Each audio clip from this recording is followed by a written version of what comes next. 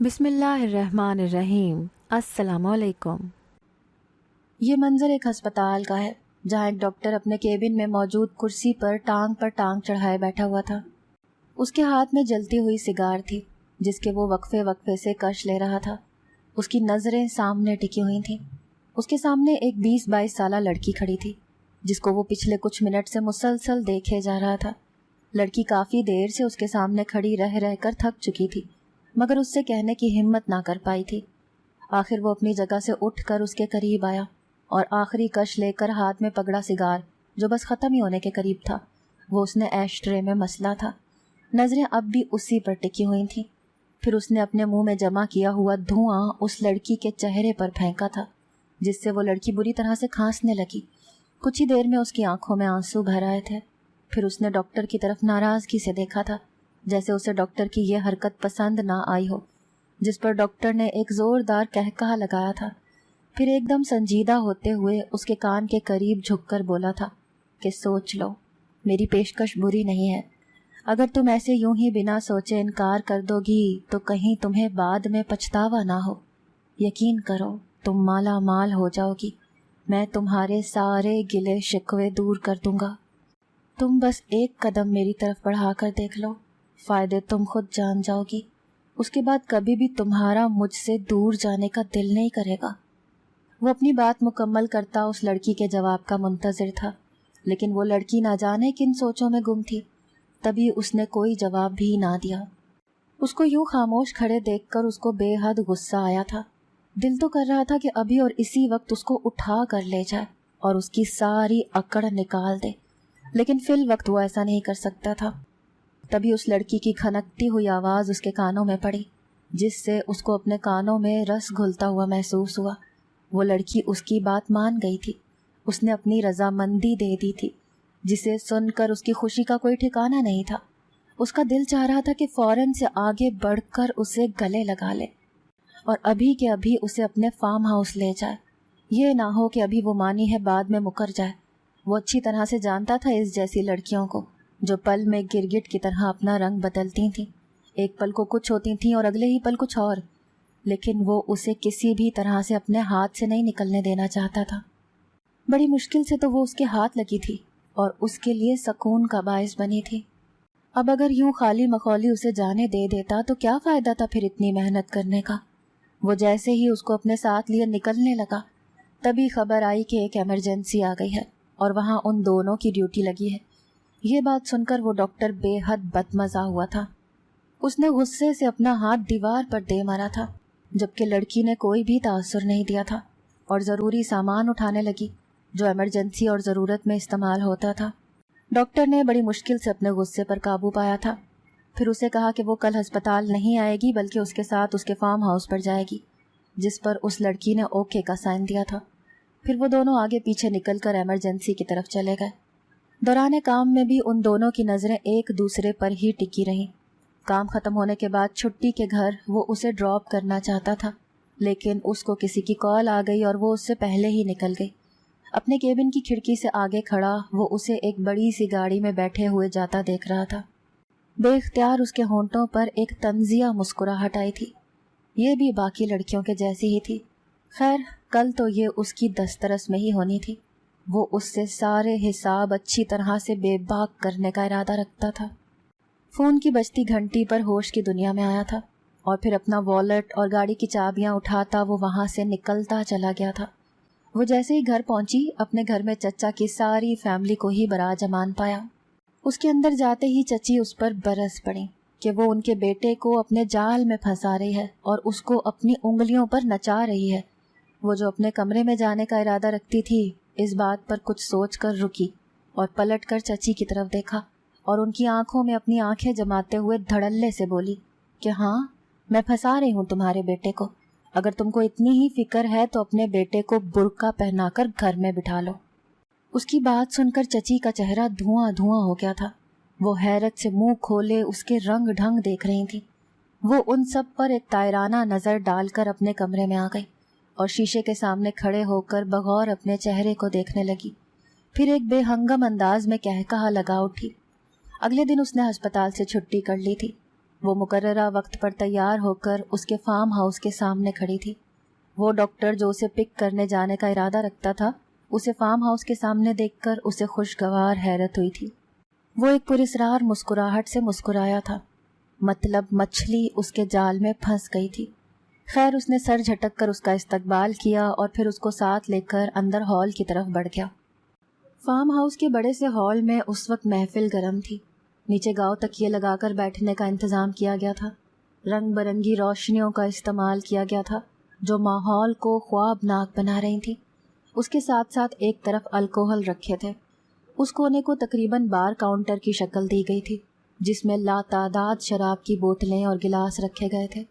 کمرے میں ہلکا ہلکا میوزک بج رہا تھا اور وہاں بیٹھے تمام لوگ شراب کے نشے میں جھولتے اپنے سامنے رقص کرتی حسینہ کو دیکھ رہے تھے، جس نے اپنا چہرہ چادر سے چھپا رکھا تھا، لیکن اس کے رقص سے ایسا لگ رہا تھا جیسے اس کو اس کام میں بڑی مہارت حاصل تھی۔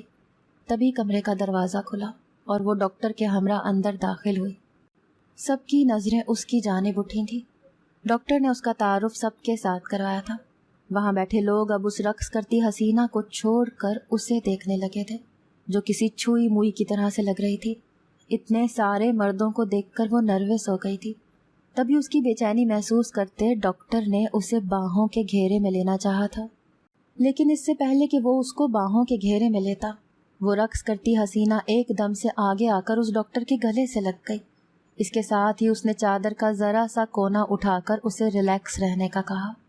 اس کو یہاں دیکھ کر اس لڑکی کو بھی کچھ اطمینان حاصل ہوا اور اس نے سکون بھری سانس خارج کی، لیکن کب تک پرسکون رہتی؟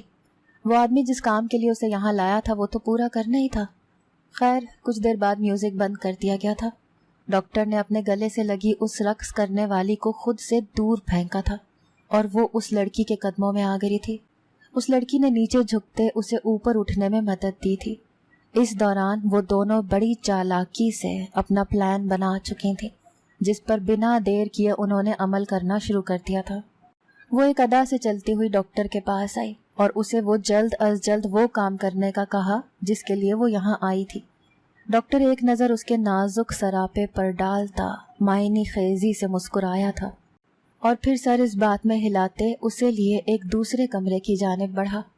اس لڑکی نے پیچھے مڑ کر رقص کرتی لڑکی کو تھمز اپ کا اشارہ دیا تھا اور پھر ڈاکٹر کے ساتھ کمرے میں داخل ہو گئی۔ کمرہ انتہائی خوبصورتی سے سجایا گیا تھا۔ کمرے کے بیچوں بیچ ایک جہازی سائز بیڈ رکھا گیا تھا۔ اس کے سامنے دیوار پر ایک بڑا آئینہ نصب کیا گیا تھا۔ ساتھ ہی شیشے کی ایک میز رکھی تھی جس پر کاسمیٹکس کی انتہائی قیمتی مصنوعات رکھی گئی تھیں۔ وہ تنقیدی نظروں سے سارے کمرے کا جائزہ لے رہی تھی۔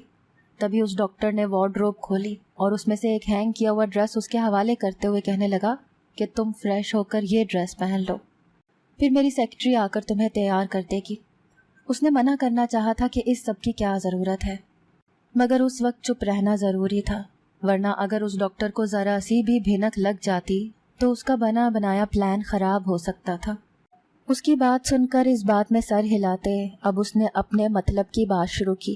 اس نے ڈاکٹر سے کہا کہ پہلے تم مجھے رقم دو، اس کے بعد میں تمہاری بات مانوں گی۔ اس پر ڈاکٹر کچھ دیر اسے دیکھتا رہا، پھر اسی الماری میں سے ایک بیگ نکال کر اس کے حوالے کر دیا۔ اس نے بیگ فوراً سے بیڈ پر رکھا اور کھول کر دیکھا، واقعی اس میں رقم موجود تھی۔ اس نے واپس مڑتے ڈاکٹر کو مسکرا کر دیکھا اور پھر اوکے کا اشارہ کیا تھا۔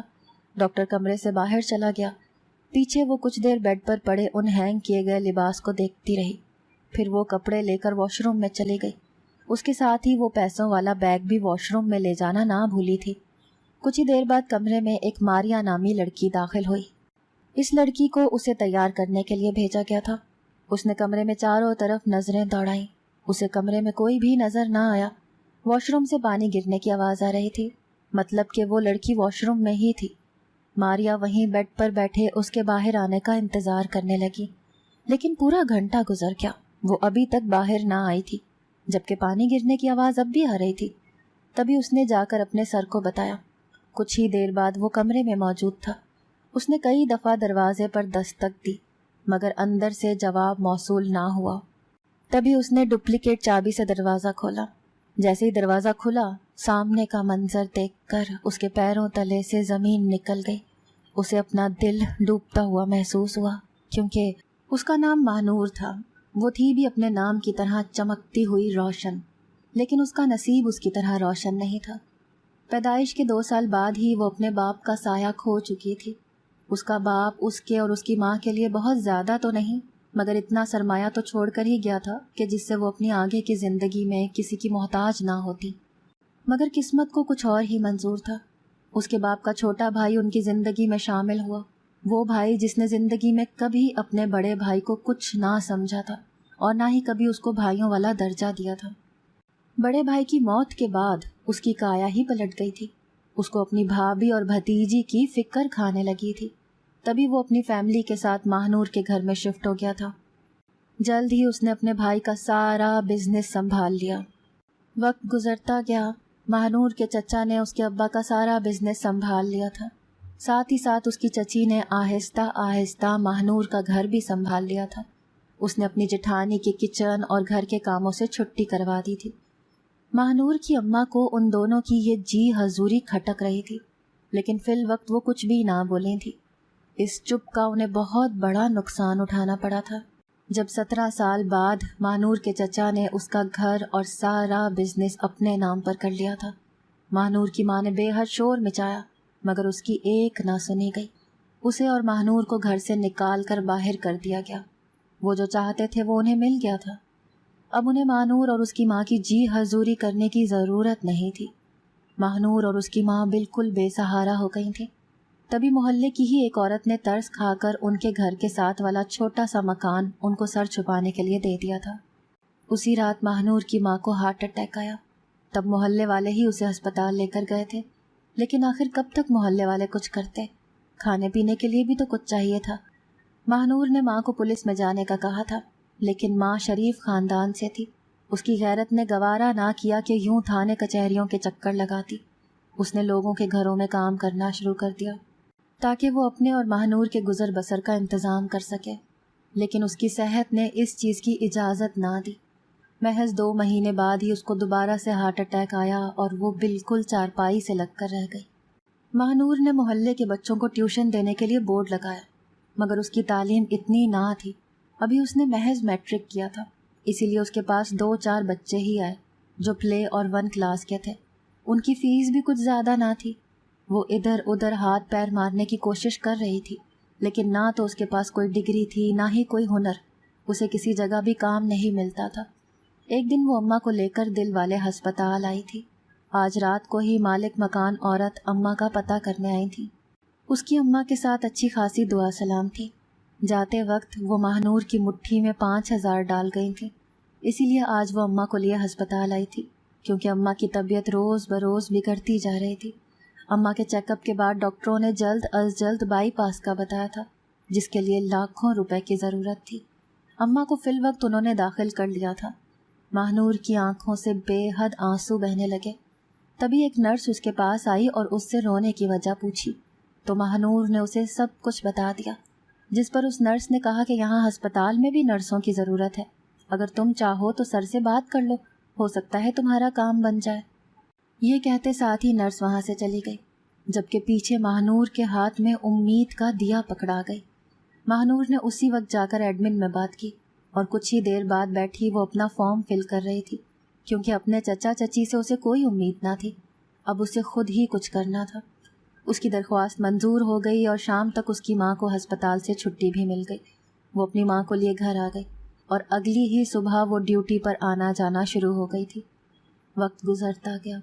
उसे यहाँ काम करते 5 महीने हो गए थे। एक दिन उसे एक डॉक्टर ने अपने केबिन में बुलाया। उसे बड़ी हैरानगी हुई, क्योंकि आज तक किसी ने भी उसे यूँ स्पेशल कभी नहीं बुलाया था। वो मारे तजस्सुस के उसके केबिन के सामने जा खड़ी हुई, जिसके नेम प्लेट पर डॉक्टर हमीद लिखा जगमगा रहा था। उसने एक गहरी सांस भरी और अंदर दाखिल हो गई।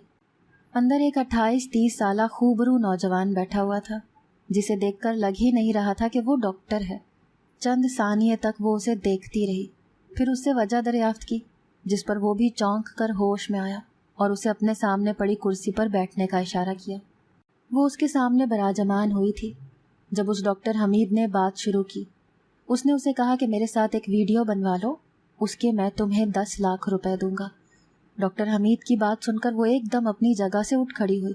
اسے اس سے اس بات کی امید نہیں تھی۔ اس کا چہرہ دھواں دھواں ہو گیا۔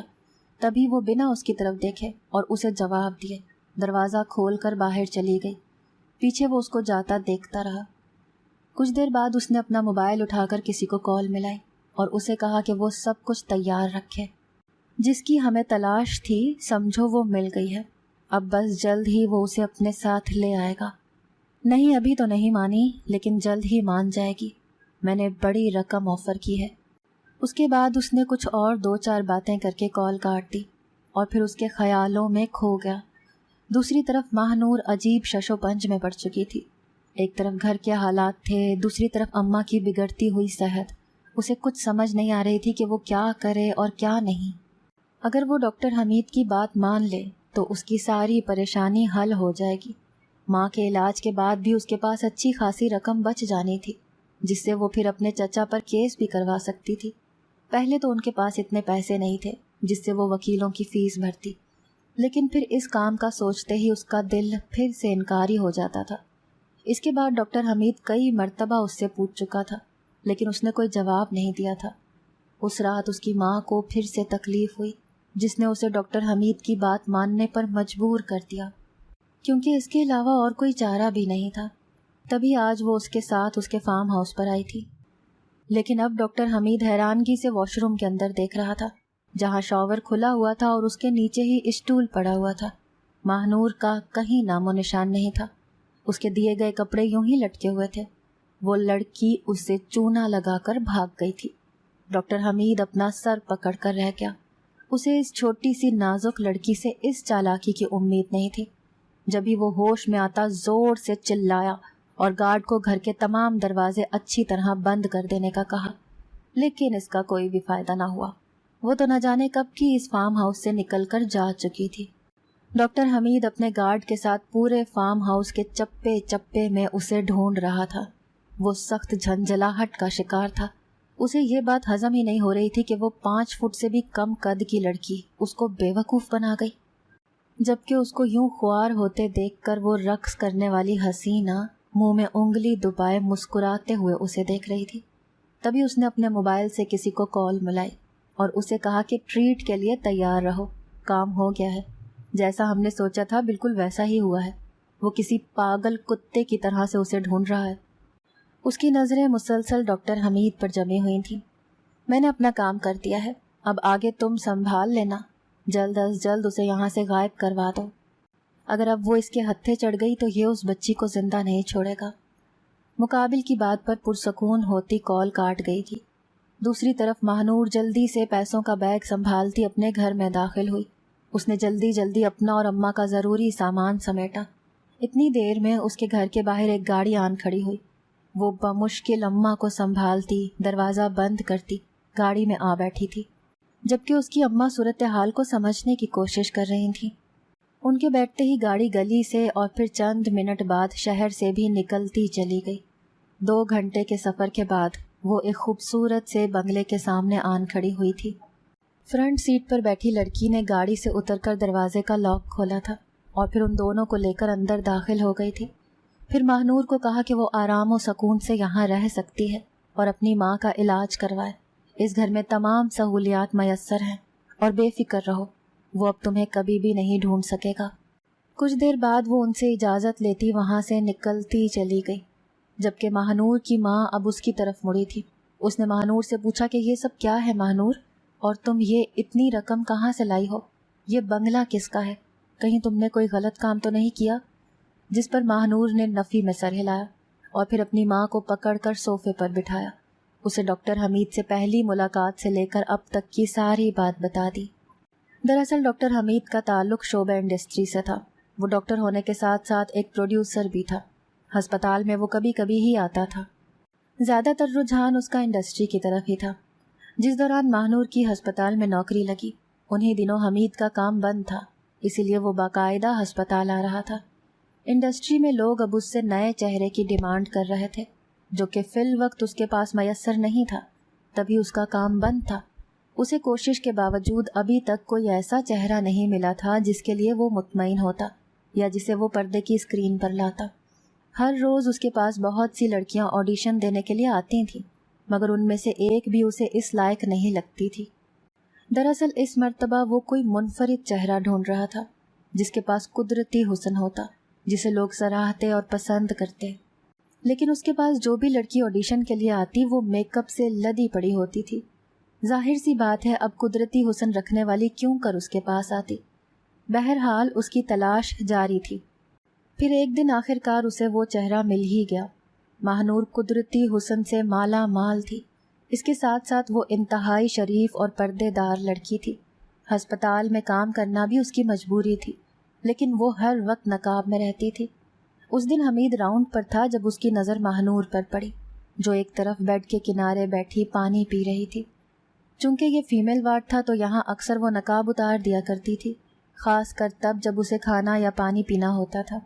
آج بھی صبح سے وارڈ میں ڈاکٹروں کے راؤنڈ پر راؤنڈ ہو رہے تھے، جس وجہ سے نرسوں کی خوب دوڑیں لگی ہوئی تھیں۔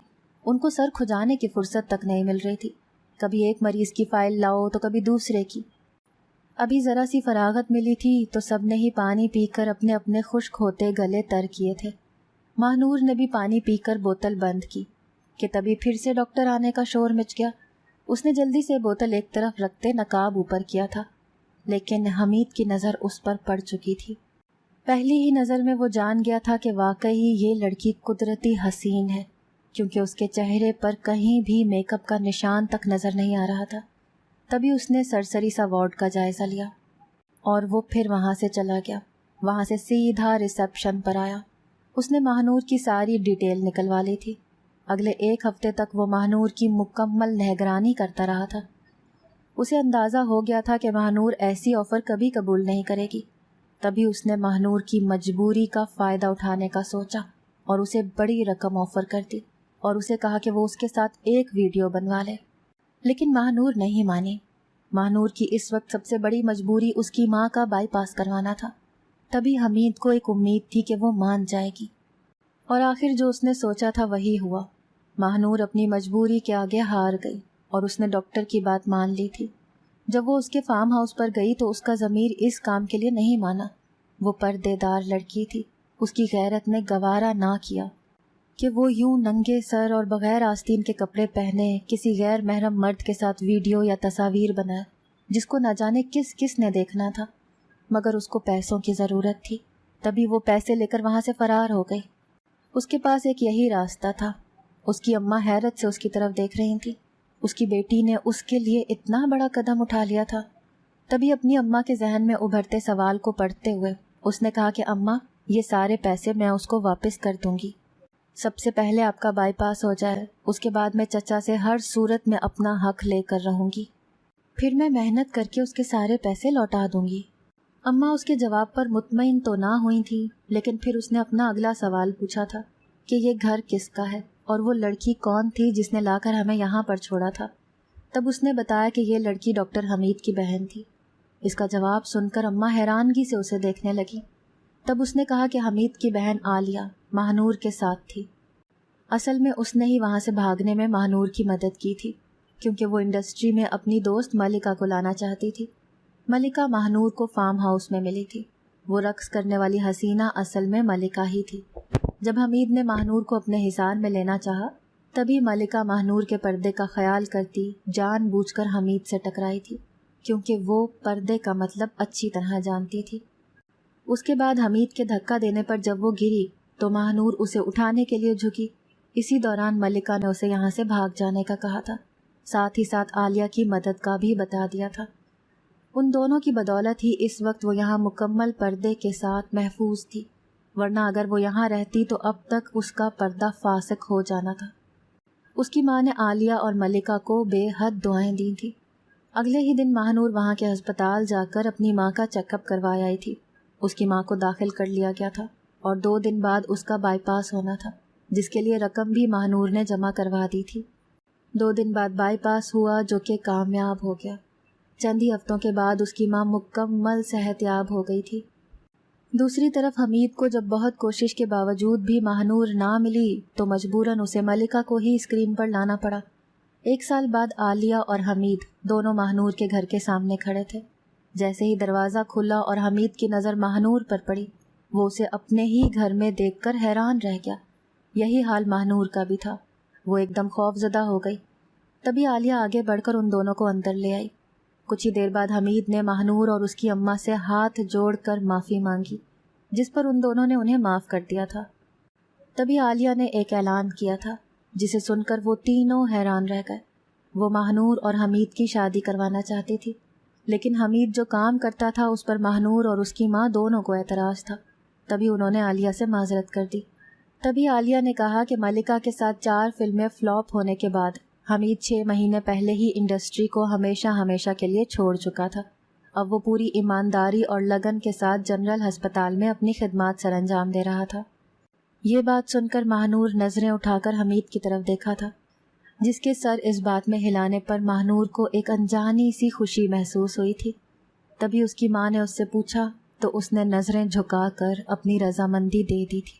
اگر آپ کو آج کی ہماری کہانی پسند آئی ہے تو اسے لائک کیجیے اور اپنے پیاروں کے ساتھ شیئر کیجیے، اور ہاں، اگر ابھی تک آپ نے ہمارا چینل سبسکرائب نہیں کیا تو ضرور کیجیے۔ ملتے ہیں کل ایک نئی اور دلچسپ کہانی کے ساتھ، تب تک کے لیے اللہ حافظ۔